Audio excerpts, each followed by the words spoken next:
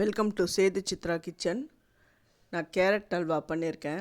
என்ன தான் நம்ம வீட்டில் பார்த்து நம்ம அல்வா செஞ்சாலும் அது ரெஸ்டாரண்ட்டு அந்த டேஸ்ட்டில் இருக்கல, அந்த ஸ்வீட் கடையில் பண்ணுவாங்க, அந்த டேஸ்ட்டில் இல்லை அப்படின்றவங்க இந்த வீடியோவை ஸ்கிப் பண்ணாமல் பாருங்கள்.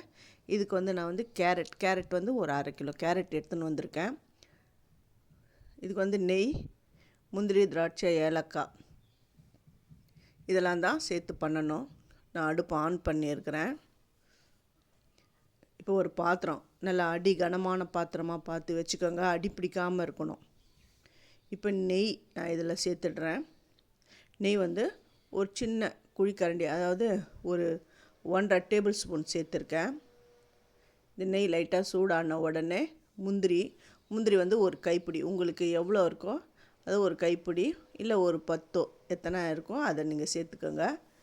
இப்போ திராட்சையும் கூட சேர்த்துட்றேன். திராட்சை பலூன் ஷேப்பில் உப்பி வரட்டும். முந்திரியும் லைட்டாக செவந்துடுது. நீங்கள் அப்படியே விட்டிங்கன்னா கரிஞ்சு போயிடும். இந்த திராட்சை பலூன் மாதிரி வந்த உடனே இந்த முந்திரி எல்லாத்தையும் எடுத்துடுங்க. இப்போ நான் இதெல்லாம் எடுத்துடுறேன். ஃபஸ்ட்டு என்னுடைய வீடியோ பார்க்குறவங்க சப்ஸ்கிரைப் பண்ணலைன்னா சப்ஸ்கிரைப் பண்ணுங்கள், ஆல் அண்ட் ஆப்ஷனை தொடுங்க. அப்போ தான் நான் போகிற ஒரு வீடியோவுடைய நோட்டிஃபிகேஷன் உங்களுக்கு காட்டும். நான் முந்திரி எடுத்துட்டேன். இப்போ நம்ம திருவி வச்சுருக்கிற அந்த கேரட்டை நான் அளந்து இதில் சேர்த்துக்கிறேன். 3 கப்பு வந்துடுது. இந்த மெஷர்மெண்ட் எல்லாமே நீங்கள் அளவோடு செஞ்சிங்கன்னா இந்த அல்வா ரொம்ப சூப்பராக இருக்கும். அந்த நெய்யில் தான் நான் சேர்த்துருக்கேன். அந்த முந்திரியை வறுத்த அந்த நெய்யில் தான் இதை நான் சேர்த்துருக்கேன். இது கொஞ்சம் வதக்கணும். வதக்கிட்டு இப்போ 3 கப்பு அது துருவின கேரட்டுக்கு 2 கப் பால் விடுறேன். நீங்கள் 2.5 கப் விட்டாலும் அதுவும் ஓகே தான். நான் 2 கப்பு தான் விடுறேன். அது ஏன்றதை நான் உங்களுக்கு சொல்கிறேன். இந்த பாலில் இந்த கேரட் நல்லா வெந்து வரணும். இந்த பால் நல்லா, இந்த கேரட் இந்த பாலை நல்லா அப்சர்வ் பண்ணி நல்லா வெந்து வரணும். ஆல்ரெடி இந்த கேரட்டில் கொஞ்சம் இனிப்பாக இருக்கும். அதனால் சர்க்கரையை நம்ம பார்த்து தான் நம்ம இதில் சேர்த்துக்கணும்.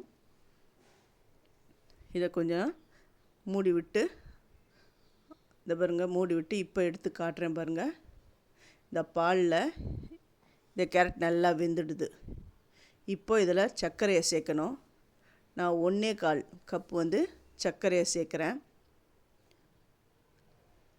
இந்த கேரட்லேயும் நம்ம இனிப்பு இருக்கும். சர்க்கரை அதிகம் வேணும் அப்படின்றவங்க 1.5 கப் கூட நீங்கள் சேர்த்துக்கோங்க. இதுக்கு 1.25 கப் சுகர் சேர்த்துருக்கேன்.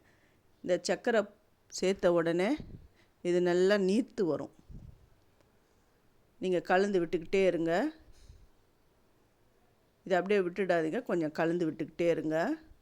இதை பாருங்க, நல்லா இந்த சர்க்கரை அப்படியே மெல்ட் ஆகி வருது பாருங்கள்.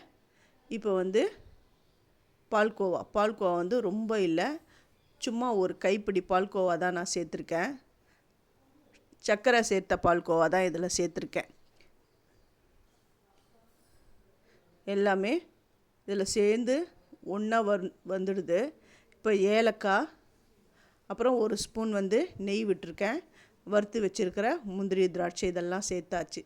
சேர்த்துட்டு இப்போ பாருங்கள், எல்லாம் சேர்ந்து ஒன்றா வரப்போகுது பாருங்கள். அவ்வளோ அட்டகாசமாக இருக்கும். இதை நீங்கள் உங்கள் வீட்டில் செஞ்சு பார்த்துட்டு எப்படி வந்ததுன்னு எனக்கு கமெண்ட் பண்ணுங்கள். இந்த காஜர் கா அல்வா அப்படின்னு சொல்லுவாங்க இல்லையா, அது இந்த கேரட் அல்வாவை தான் சொல்லுவாங்க. இப்போ எல்லாமே சேர்ந்து அல்வா நல்லா பர்ஃபெக்டாக நல்லா சுருண்டு வந்துடுது. இப்போ எடுத்து சாப்பிட்டு பாருங்கள், சான்ஸே இல்லை. இந்த ரெஸ்டாரண்ட்டு ஸ்டைலில் நம்ம வீட்டிலே அல்வா பண்ணலாம். இந்த அல்வா எல்லாருக்குமே ரொம்ப பிடிக்கும்.